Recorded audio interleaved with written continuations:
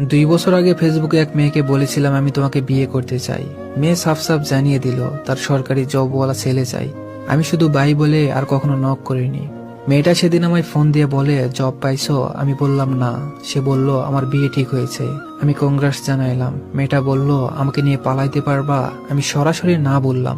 মেয়েটা বলল ওকে, তোমার ঠিকানা বলো, ইনভাইটেশন কার্ড পাঠিয়ে দিব, বিয়ে খাইতে আইসো। তারপর সে ফোনটা কেটে দিল। 2 দিন পর রঙিন কাগজে মোড়া একটা প্যাকেট আসলো কুরিয়ারে। খুলে দেখলাম তার নিজের হাতে লেখা একটা চিঠি। সেখানে লেখা ছিল তুমি একটা আহাম্মক। যাই হোক, বাবার পছন্দের ছেলেটা বিসিএস ক্যাডার, সদ্যই জয়েন করেছে, এবারের 43তমতে, ফরেন ক্যাডার, অনেক বেতন, অনেক স্মার্ট। তোমার থেকে মাশাআল্লাহ দেখতে সুন্দর।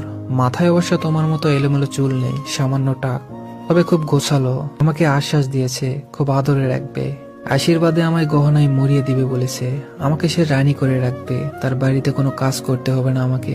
ধুর, খালি ওকে নিয়ে বক বক করে যাচ্ছি। আচ্ছা, তুমি কি সেই গল্পটা লেখা শেষ করেছো যেটা তুমি আমাকে নিয়ে লিখতে চেয়েছিলে, নাকি আমার পাত্তা না পেয়ে সেই গল্পটা ছেড়েই দিয়েছো? এবার গল্পটা কিন্তু অবশ্যই লিখবা।